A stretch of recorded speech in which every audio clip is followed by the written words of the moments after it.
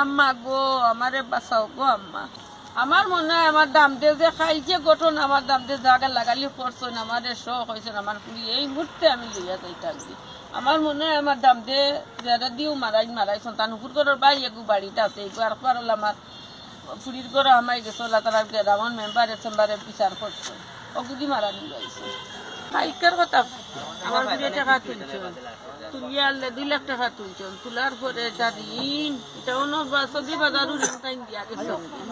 আর দক্ষিণ পাক্তা কি চাই নাইছেন 45,000 আমার বাইক নিয়ে আনিয়া দিছে আমার ফুলি আর একটা কিস্তি আমি তুলিয়া দিছি আমার দিছেন 6,000 আর আমার বাইক নাতে দিছেন 30,000 45,000 টাকা দেওয়ার পরে তারা বেটা বেটে খুব মাইর করছে দুবাই থাকি আর তাই বাংলাদেশ থাকি বেটা কইতে কয় আমার ফুলি ঋণ করলো আর একটা গড় দুয়ারিতেও দেখি আইসন মানুষে তাই নো গড় দুয়ারিতে হাজাইছেন আমার ফুলিয়ে বেটা হয়েছেন বেটি হয়েছে তারা আগলা বেটা আমার বাইন্তর মাঝে না বেটার বাইন্তর মাঝে না বেটা আল্লাহ মায়ের মায়ের করি আমার দাম দিয়ে উঠিয়া কইছেন তোমার ফুড়ি তোমার লগে হরি লইয়া যাও কি আমি শাড়ি দিতাম আমি উঠিয়া কইছি তুমি শাড়ি দিতাই রে বাবা ঠিক আছে আমি তো ফুড়ির মালিক একলার না ফুড়ির বাপ চাচা আছো আচ্ছা সারা দুদিনতে তুমি ছাড়বা তাই বাপ চাচা সারারে লইয়া আমি খাই লাইম আর আমি এখন কিলা লইয়া যাই বলে না না তুমি লইয়া যাও তোমার তখন আমার ফুড়িরে উঠিয়া পাইছো মাই এটা বেঙ্গা সেঙ্গার দরকার নাই বেটা বেটা আমি এগুনি লেগে ঠান্ডাই দিবা আইও তুই আমার আর হেসে দেখান ওইবার ওই তুই আইও হয়েছে না আম্মা আমি দেখতাম না একটা তুমি যাও ও আমি গাড়ি আইনজাই গেছে আইনজা বলে আমি যাই আর গাড়ি তুটি গেছে আমার দাম দিয়ে ফোন দিয়া হয়েছেন কি দেখো তোমার ফুড়ি তুমি নিরাই নি লগে করি বলে না আমি ফুড়ি লগে করি নিয়ান না রে বাবা ফুড়ির মালিক আছে বাপ চাচা তাই দাবি গোষ্ঠী আছো না আমি তো একলা মাইল হইয়া দিতাম পারতাম না তুমি তাই মাথা ঠান্ডা করো তোমার খাওয়া দরিয়া করে শোনা বাবা না তোমরা টুকু বাচ্চা আল্লাহ তুমি তাই ঠান্ডাও তুমি তাই দরবার করিও না ঋণ যদি আমার ফুড়ি 4 লাখ করলে বেটাইতে এমনি মোর পড়ি ঋণ করলে তো তোমার গড় দুয়ার লাগে করছে আর টুকটানি লাগে করছে না তোমার গড় দুয়ার বানাইছে হইয়া বাবা আমি গেছি কি আমার বাড়ি মাকড়িগর আদান হয়ে গেছে আমার বাড়িতে কি আমি আমাই গেছি তখন রাত 8টার সময় আমার ফুলিয়ে ফোন দিছে দিয়া কইছে ও আম্মা গো আমারে বাঁচাও গো আম্মা আমারে জলদি 11,000 টাকা দেও গো আম্মা আমার হুবুর ঘরের 22 টাকা থাকি আর আবার 11,000 টাকা দেও বলে হে তো বেটি টাকা নিছে কি ও আমার বাইকনারে ফোন দিয়া কইছে বেটা 3 টাকা রয়েছে নি বলে ওই মামি রয়েছে বলে 23 টাকা 11,000 দিয়ে বিকাশও সারতাম ওগুলা খান দিয়ে এখন কইছে লাগাবাড়ি বিকাশ আমরা হয়েছি বিকাশও বুঝিয়াছি গিয়া হয়েছি টাকা সারতে পারবে তারা কইছেন এগুলা টাকা সারতাম পারতাম না বিকাশও টাকা নাই খাই ও আমার ফুড়িটা আমি বন্দিয়া কইছি খাই সকালে টাকা পাঠাই আর তুই এখন খানো বলে আমি চতুর বাটা বলে হ্যাঁ আইও আমরা চতুর বাটা অনথা শেষ হয়ে দিব আইও আমার নিয়ে তো 2-3 দিন রয়েছে দুইটা সমাধান হইব আইও কইছে না খাইলে আইও আমি যাই ও সকালে 1টার সময় তাই বাউরে ফোন দিয়া কইছ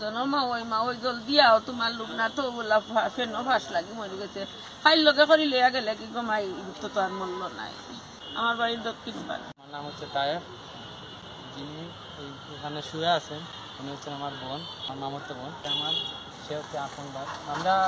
ওইখান থেকে কল দিছে ওরা যে সে নাকি মারা গেছে না আসছি আমরা পুলিশ নিয়ে ওইখানে গেছি পুলিশ লাশটা উদ্ধার করে নিয়ে আসছে তো 12টার পর আমরা তো গিয়া পাইছি পুলিশ সাথে ছিল গিয়া ফোনের সাথে দুলানো জমিটা চলে আসছে বাড়িটা দুবাই কালগারেই একটা মনে সমস্যা মনে স্বামীর সাথে একটু মনে ঝগড়া দাগ তো আছে এগুলা তো পুলিশ ঝুলন্ত অবস্থা গিয়ে এই যখন আসছে আমাদের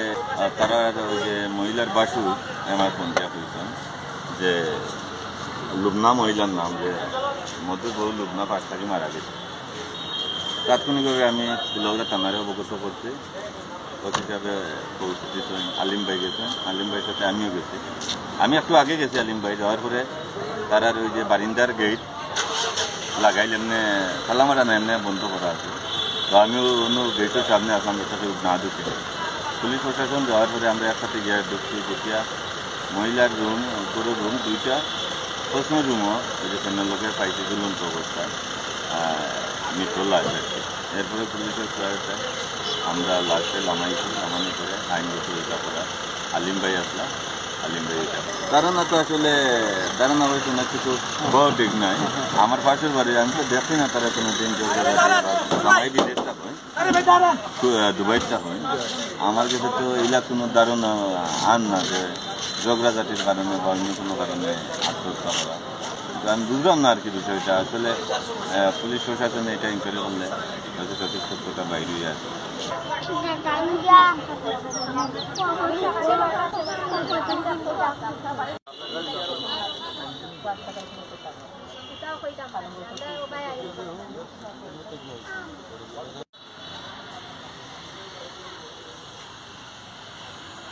গত 21/7/2025 ইংরেজি তারিখ পুনরাধীন 8 নং গাউসলিয়া ইউপির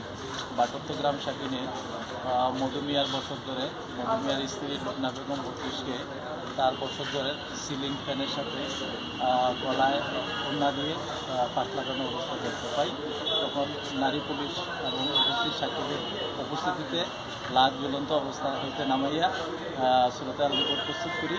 তো লাশের আইনগত ব্যবস্থা প্রক্রিয়া দিই। এখনও কোনো ক্লু পাওয়া যায় নাই। বিষয়টি তদন্তাধীন, তদন্ত শেষে বলা যায়। আমরা সংবাদ পেয়ে আমাদের অফিসার পাঠানো হয় রাত্রি ইউনিয়নে